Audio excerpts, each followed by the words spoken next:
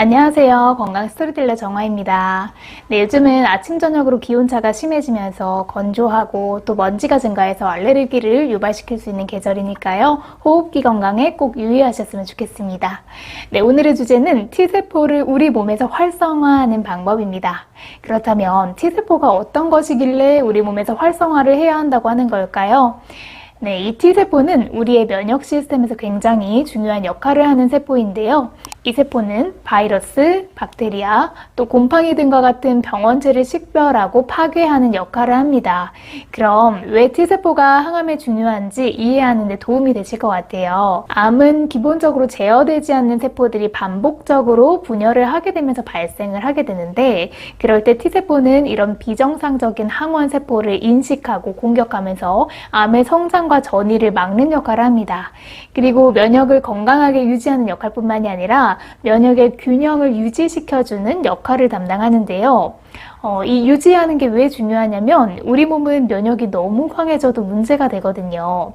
흔히 사이토카인 폭풍이라고 이야기를 하는데, 외부균을 방어하는 역할을 하는 사이토카인은 너무 많이 생성되면 정상세포까지 공격해버립니다.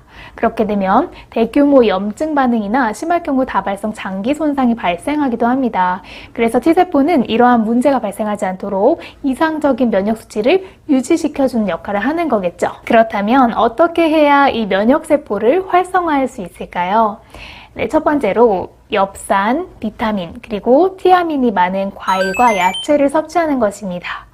이런 비타민과 미네랄은 우리 몸에 있는 T세포의 수를 증가시키기 때문에 평상시에 식단에 포함시키는 것이 중요한데요. 가장 좋은 방법은 뻔한 이야기 같지만 신선한 과일과 야채를 이용해서 다양한 식단을 만들어 드시는 겁니다.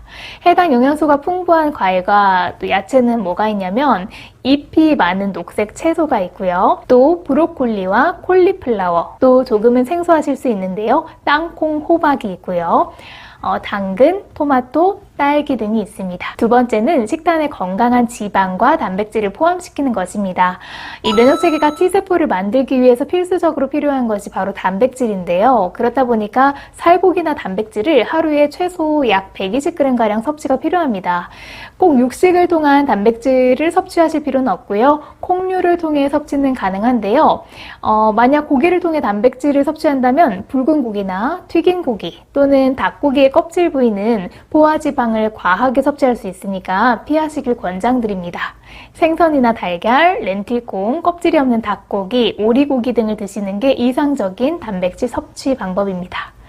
네, 세 번째는 매일 녹차를 최소 한 잔 이상 마시는 건데요. 연구에 의하면 녹차는 실제로 몸 안에 있는 T세포의 수를 증가시키는 폴리페놀이 함유되어 있는데, 이 폴리페놀을 흡수하기 위해서 녹차를 따뜻하거나 시원하게 마시도록 하는 습관을 가지시는 게 좋습니다.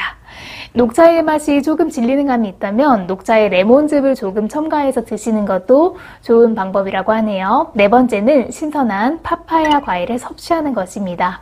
이 파파야는 섬유질과 비타민, 그리고 미네랄 함량이 높은 것으로 알려져 있는데요. 예전부터 파파야 추출물이 항암 효과가 있어서 연구 중이라는 소식이 있었는데, 이 파파야 씨앗이 T세포를 증가시킨다는 연구 결과가 최근에 발표됐습니다. 그렇게 당분 자체가 높은 과일도 아니거든요. 그래서 열대 과일이다 보니까 한국에서는 약간 생소할 수는 있는데요. 인터넷에 들어가 보시면 냉동 파파야를 1kg에 한 6,000원 정도 저렴하게 구매할 수 있으니까 확인해 보시고 구매해서 드셔보시는 것도 추천드립니다. 다섯 번째는 마늘을 식단에 포함시키는 건데요. 이 마늘은 T세포의 수를 늘리고 T세포의 활동성을 증가시키는 화합물을 포함하고 있습니다. 그런데 이 자료가 해외 자료다 보니까 외국에서는 마늘 섭취량이 그다지 높은 편이 아니라서 마늘을 먹으라고 계속 추천하지만, 사실 한국 사람들은 전 세계 1위라고 할 만큼 마늘 소비량이 굉장히 높은 편이거든요. 그래서 지금 많이 드시고 계실 걸로 예상이 되고, 따로 속쓰림 같은 위장 이상 반응이 없다면 지금처럼 꾸준히 드시면 될 것 같습니다. 다만 고기를 구워 드실 때 옆에 마늘을 넣고 같이 구워서 그 고소함을 즐기시는 분들도 계시는데요. 문제는 마늘이 익을 때 고기 기름을 많이 흡수해서 오히려 안 먹으니만 못하다라는 뉴스가 있으니까 고기불판에 구워서 드시는 방법은 좀 피하셨으면 좋겠습니다.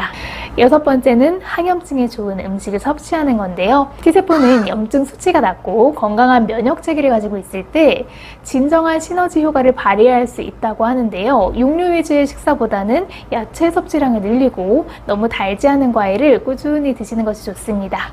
콩류와 견과류도 추천되는 항염 음식에 포함이 되고요. 연어, 참치, 가자미, 또 정어리, 멸치 이런 음식들에는 오메가3 지방이 많이 함유되어 있는 이런 어류이기 때문에 자연적으로 섭취하는 것이 몸의 염증 수치를 줄일 수 있는 또 대표적인 방법입니다. 추가로 허브차는 항산화제와 항염증제 두 가지 성분을 고루 가지고 있는 것으로 알려져 있어서 식후에 한 잔씩 드시는 것도 도움이 된다고 합니다. 일곱 번째는 여섯 번째와 연장선상에 있는 내용인데요. 바로 염증 수치를 올릴 수 있는 음식은 피하는 것입니다. 염증은 몸과 면역 체계에 큰 영향을 미치죠. 그렇다 보니까 질병을 치료하고 계시는 환우님들의 경우 염증 수치가 높아지면 일반인에 비해서 T세포 활성화에 어려움을 겪기가 쉬운 편이에요. 그래서 평소에 음식을 드실 때 염증을 일으키는 음식을 식단에서 제거하는 것이 최우선시 되어야 합니다. 그래서 피해야 하는 음식은요, 우선 백미, 그리고 흰빵, 또 라면이나 파스타, 쿠키와 같은 가공 정제 탄수화물, 튀김류, 또 탄산음료, 또 붉은 고기, 또 가공육, 마가린 등이 있습니다. 네, 마지막으로 T세포를 활성화시키는 방법은 장 건강을 지키는 건데요. 예전에도 이런 내용을 다룬 적이 있는데 모든 질병은 장에서 시작된다고 하는 유명한 말도 있죠. 그래서 예방법으로 꾸준히 장 건강을 위해 프로바이오틱스를 섭취하는 것이 좋습니다. 여러 가지 효소 제품을 통해서 유산균을 보충할 수도 있는데요. 평소에 발효 음식이나 또 요거트 같은 그 식품을 통해서도 프로바이오틱스를 보충하도록 하는 습관이 필요합니다. 네, 이렇게 오늘은 T세포를 활성화할 수 있는 8가지 방법에 대해서 알아봤는데요. 사실 몸의 면역력을 올려서 암세포를 공격하는 T세포를 활성화하는 방법이 주된 내용인 것 같습니다. 이 영상을 보시는 환우님들께서도 이 내용을 참고하셔서 T세포를 활성화할 수 있는 식단을 만드시는데 다시 한번 좀 체크를 해보시는 계기가 되셨으면 좋겠습니다. 네, 오늘도 시청해주셔서 감사합니다. 항상 건강하세요.